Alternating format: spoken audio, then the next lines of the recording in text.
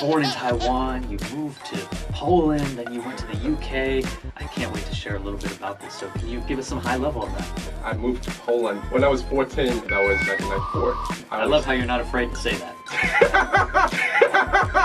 I have women on here and they're like, I moved when I was a certain age. What? I'm a very open book. Me too.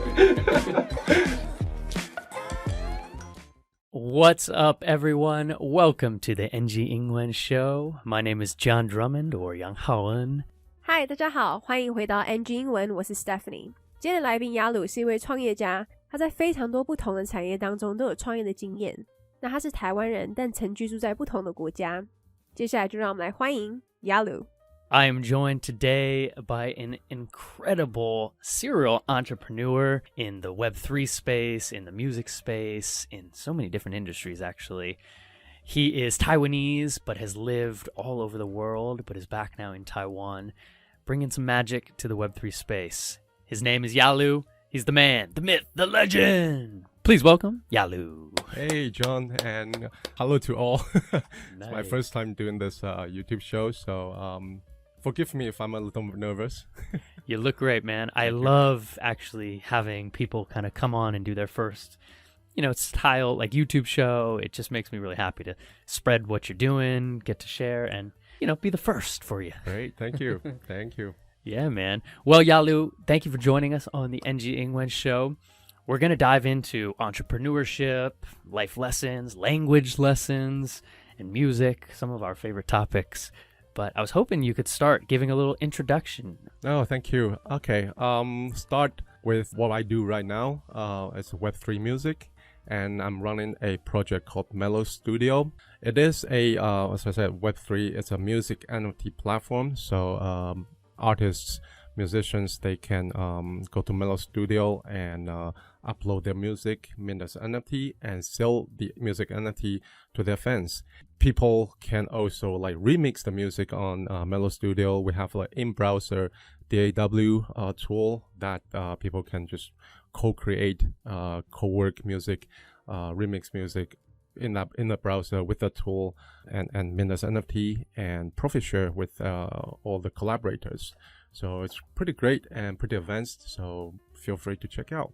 Something kind of interesting you were just saying right there is when people, musicians and fans can come in and remix music right there. Is that, I'm thinking of the OG days, if anyone listening remembers maybe a garage band and stuff like that. Is that the kind of concept you're working with? Yeah, it's similar like that. Well, GarageBand, I think, is like a standalone program. It's a tool that you can use offline on your computer.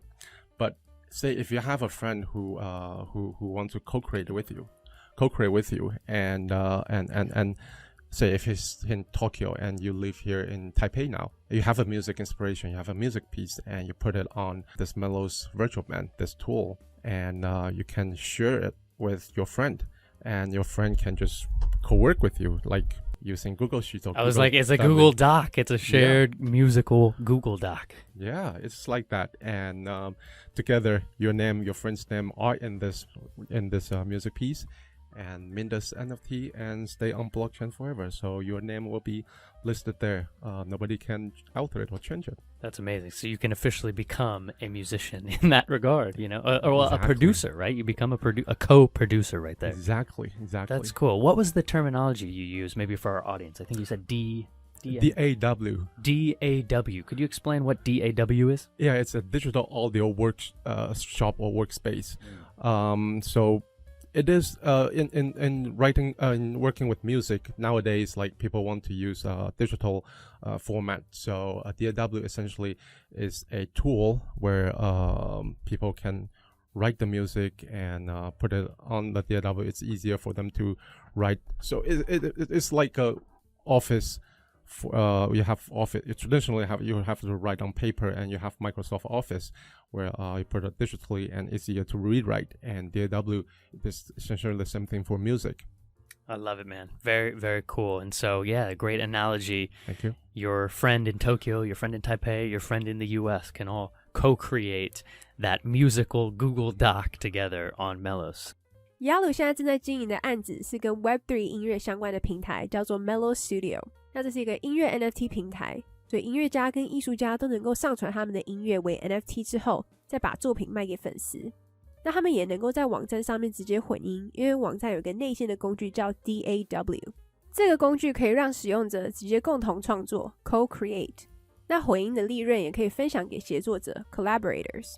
其实概念有点像是音乐版的 Google 档案，只要上传到了平台，就算你人在台湾而想要跟你创作的朋友在日本，你们都可以直接透过平台共同创作，而且你跟对方的名字都会在这个音乐 NFT 里面，并且保留在区块链当中，这样你们就成为了共同创作的制作人 Producer。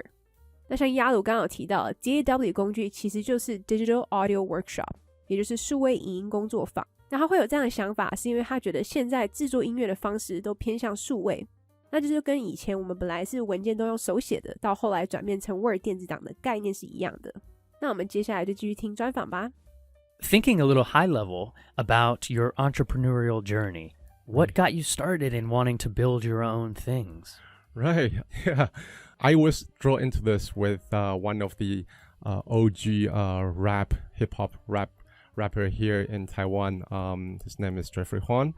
That's right. Jeffrey Huang. He's what's his name? LA Boys. LA Boys. Yes, that's right. Yeah. You were in the LA Boys? I wasn't. Of course not. But I think I remember it was 2018 back then, and I heard he was doing great with his newest crypto journey here in Taiwan, and somehow got connected, and through a few projects, like I end up working for him, with him, and then we spin off a project called MachiX. And Machi Big Brother, that's Machi right. Big That's what Brother. I was trying to remember the name. Yes. Yeah, and MachiX. And MachiX is a music copyright token marketplace where we issue music copyright tokens, and fans, Patreons can collect them and eventually receive the music royalty through blockchain. So royalty distributions would be distributed on chain, and that was really like I was there from the start to the later stage, and so I had the full experience. And then I just started with Web3 and music, because first of all, who doesn't like music? And music just sexy, right? Yeah, so just sexy. Yeah. And plus Web3 it's just juice plus sexy, it's just amazing. And so I just stayed with that. And when the NFT starting to climb up, the entire industry started to climb up, we decided to use NFT as a music distribution method or publishing method, and to take the publishing right back to the indie or emergent music artists. And then we started Melos Studio. I love it, man. Yeah, so were you always interested in music in that regard? You've been I think you grew up on some hip hop and old school stuff. Has that always been a part of your life? Oh yeah, I love, first of all, I started listening to music with hip hop for sure. It is one of the most easy to onboard into music, because it doesn't require, as a newcomer, it doesn't require too much of music like background knowledge or that. Of course, if you want to master it, it's a very different story. Like, you have to really understand the history and everything. But as a newcomer, it's easier to listen to and easier to comprehend, to dive into. And that's how I started. And then I was also Love it. Yeah, keep going, I'm with you. Yeah. And then one of my college or high school classmate close to was very, very into like heavy metal rock music. And he also brought me with all his music collections. It was like, back in the day, was like Pure Jam. It was Smashing Pumpkins. Oh, dude, I love the Smashing Pumpkins. Oh yeah, those are the one of the best.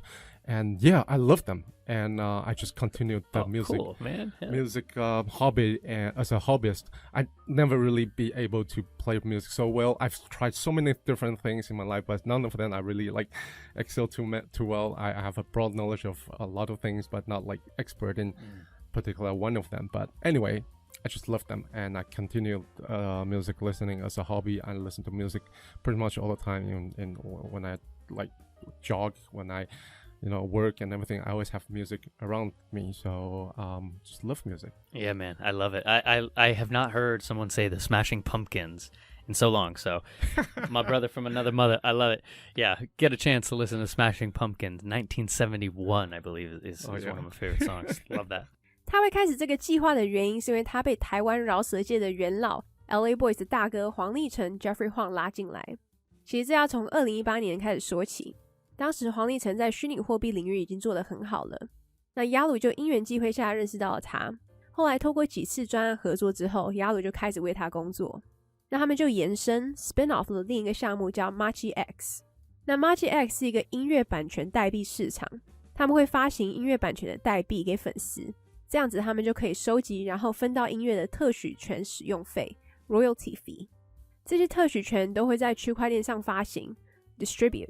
那后来Yalu就一直在 Web3 音乐的产业了。根据Yalu的说法，谁会不喜欢音乐呢？而且 NFT 开始兴起的时候，其实整个产业开始变得更好，因此他们想要用 NFT 的方式发行音乐。那像Yalu一开始接触音乐的时候，其实先是以嘻哈为主，因为他觉得这不太有要求 require 背景知识。那当然还是有人会去探讨嘻哈文化，也有很多历史可以去研究，但身为菜鸟的他认为这是比较好入门也比较能够理解的音乐类型。另外他当时很要好的同学很喜欢摇滚以及重金属音乐，所以就带他认识了一些乐团，像是 Smashing Pumpkins 跟 Pro Jam。 那后来Yalu就彻底爱上了音乐，但在弹奏音乐这方面就比较没那么的专精，因为他会很多乐器，但并没有一项是特别厉害的。那他听音乐的着迷程度基本上就是生活中无时无刻都会被音乐围绕着。那我们继续来听接下来的专访吧。 Well, thinking a little bit kind of about the future, if you don't mind, what's some advice maybe you could share? You know, a lot of my listeners know I talk about the Web3 and crypto space, but we're in right now a bit of a bear market, as people understand. That's kind of a down cycle. It's all part of a cycle here. But what's some advice maybe you could share to people thinking about getting into the space now, or any wisdom you can share about building maybe in a bear? Right. First of all, I'm trying to share my thoughts, and I am not sure if they are qualified enough as advice, but anyway. That's good advice. But my thoughts are this. I think we call this a bear market, but it's a great time to get connected to people because you are not as focused on the price movements, right? Right. So the speculation of it all. Exactly. So it's more, you got more time to work on, to build, work and focus on the product end, and or even the roadmap, like the roadmap, the mindset, my thoughts. Process is also very important, and get connected with people and try to hear other people's thoughts and ideas, and try to narrow down to your own idea or own narrative, so you can continue to put in the next generation of your product. And that is speaking from a product builder's perspective. And as for general like retail collector or investor, or people are still waiting to see, keep studying. I mean, not a lot is really happening or going on right now, so keep studying and please do try to use a little bit of money and try to play with it a little bit sometimes, because a lot of times crypto projects, they move fast, and not many of them are so good at polishing their ideas in terms of like a message and delivery. So you may feel like miscommunicated sometimes as a retail user. So try to play with it sometimes and get your own feeling and get your own thoughts on it, and you might also eventually find the right vibe that suits yourself, like as a retail user. So use a little bit of money and try everything sometimes, but please do try, because you need your first-hand experience. That's really what matters. Yeah, Yalu, well said. I think the idea of using this time to study, to try a few things and study and talk to people and share ideas and hear how they think about things. We talk a lot about a thesis. What is your thesis? How do you feel about these things? And I think that's an analogy, and a metaphor for everything in your life. How do you feel about your health? How do you feel about your investments? How do you feel about school or your work? These are all great self-reflective times, and we can apply that to our language here on the show as well. Very, very well said. Very well summarized as well, yeah.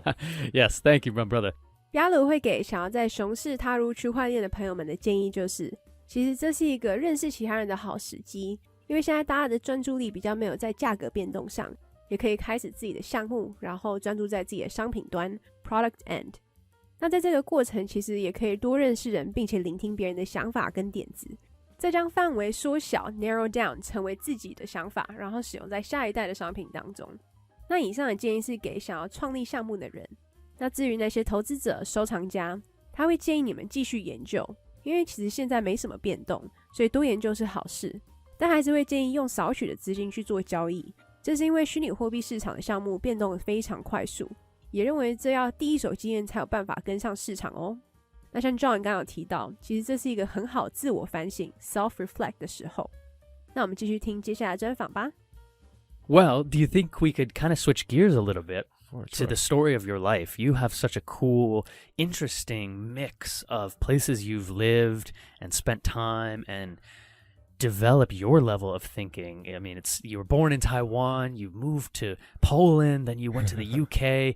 I can't wait to share a little bit about this. So can you give us some high level of that? Of course. Let me share the background first. Yeah, I was born here in Taiwan, and I moved to Poland.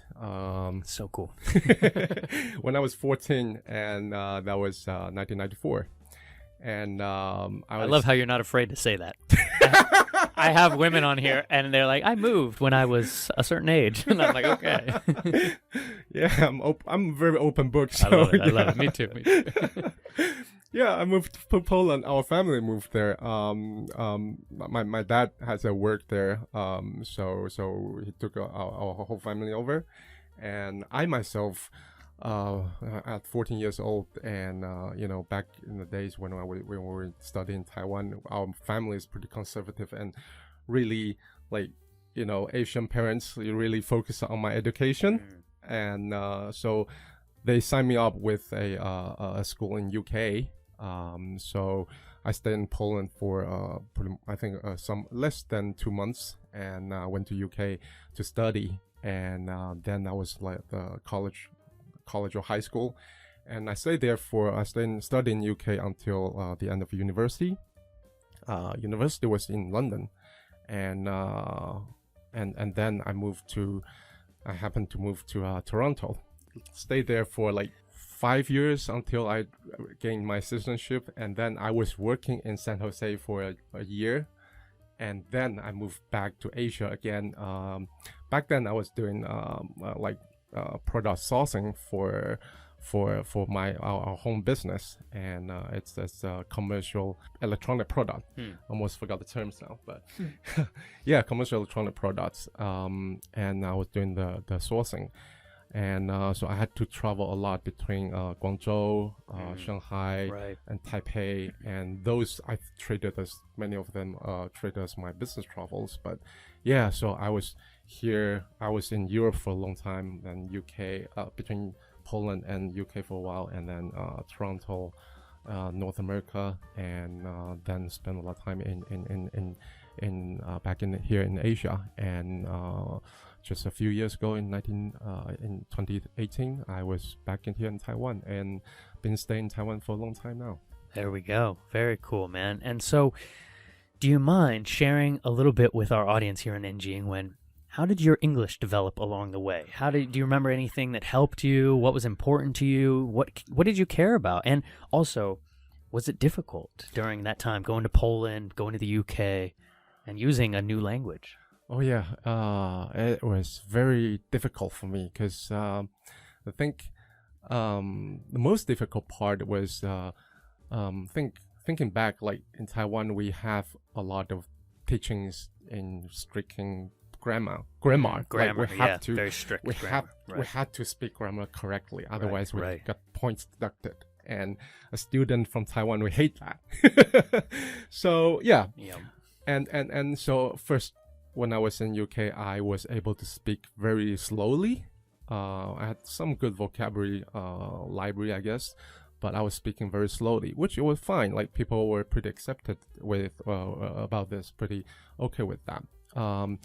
But if you go to school, then school are full of kids, and not all kids are with a lot of patience. So that kind of pushed me to try to speak more and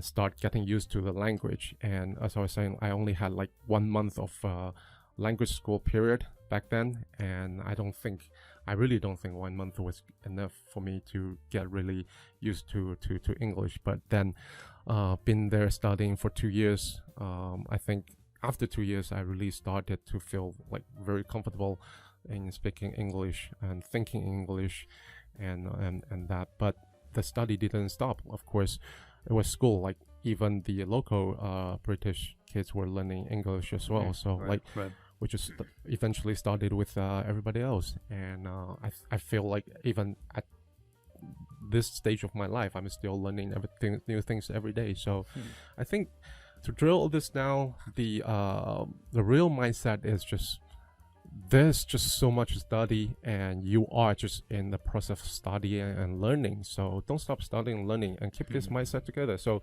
it's not a test anymore, and you don't get points deducted. Just open your mouth and speak, and try to learn. And if you speak wrong, speak it right next time. So yeah. I love it, man. And it ties back to that kind of advice about Web3 right now is keep studying. Exactly. And I love that. You don't get points deducted these days, but you get an opportunity to hopefully have another attempt, right? We don't fail. I love to say we don't fail. We have another attempt. Exactly. It's very cool, man. And now tying it together with Melos Studios, are you getting to use Mandarin and English? Are you now tying together all those languages for your business?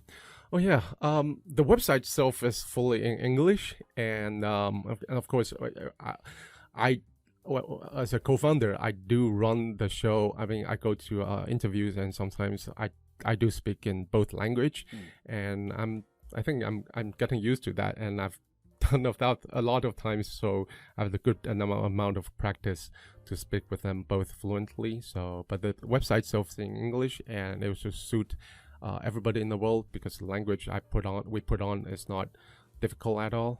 Basically, it's pretty intuitive. It's button you click and do that, and you see the graphics and just click and use. I don't think it's too difficult. You don't even need language. Yes, probably not.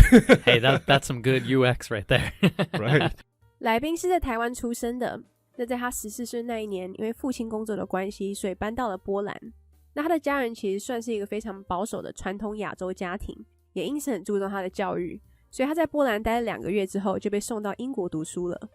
那在大学毕业前一直都待在英国，但后来他就到了加拿大多伦多，并且在那边住了5年，而且还拿到了公民 citizenship。那后来他去了美国的圣荷西工作了1年，他回台湾后就帮家里的商用电子产品 Commercial Electronic Product 公司做采购 Product Sourcing。那他这一份工作得在广州、上海跟台北之间来回。那他在2018年后就一直在台湾待着。那至于他学语言的过程其实非常艰辛，因为像他回想起他当时在台湾学英文的时候，通常都会被要求文法要正确，否则会被扣分 deduct points。他也因此非常讨厌这件事情。他刚到英国的时候，其实能够用英文沟通，只是会比较慢。那因为他的词汇 vocabulary 比较多，所以沟通上没什么问题，而且大部分的人其实都能够体谅他。可是上学的时候，因为大部分的同学都是小朋友的关系，所以他们其实比较没那么有耐心，但这也促使他跟上大家的正常语速。因为他其实去英国之前只上过1个月的语言学校，那后来Yalu其实花了2年时间才觉得自己能够比较自在的使用英文说话跟思考。那当时也因为在上学的关系，所以一直有持续的在学习当中。其实就算是现阶段的他，也认为他每天都在学新的东西。那他觉得心态 mindset 就是要不断的学习，然后要勇于开口，就算是说错了也没关系，下一次要记得正确的表达就好。那就像 John 刚刚有提到的 We don't fail, we just get another attempt， 意思就是我们不会失败，我们只是多了另一个尝试的机会。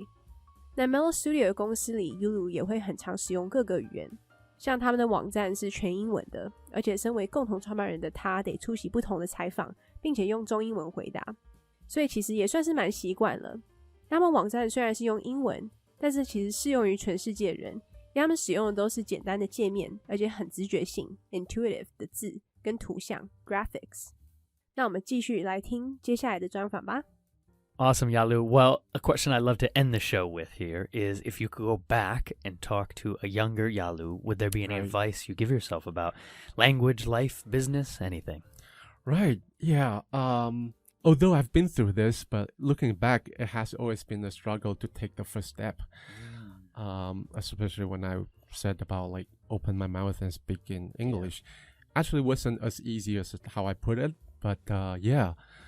If I would go back to the younger, like 14-year-old Yalu, just there's nobody, basically it's, again, there's nobody deducting point out of you. So just take the first step and keep going and try to take the step like quicker. It's beautiful. Yeah, right. You summed it up nicely there. Thank you. Yeah, I think taking that first step and just having a little faith in yourself. You are capable. I love it. Exactly. 雅鲁会给14岁的自己的建议就是别担心被扣分这件事情，而是应该勇于踏出第一步，并且继续加油。那当然他也希望他可以更早迈出这个第一步，所以如果对于创作音乐有兴趣的人，记得要上去看看 Melos Studio 哦。那我们今天就谢谢我们的来宾雅鲁。Well, where can people find you online? Where could they find your company? Anything online? Right. Melos Studio is www.melos.studio.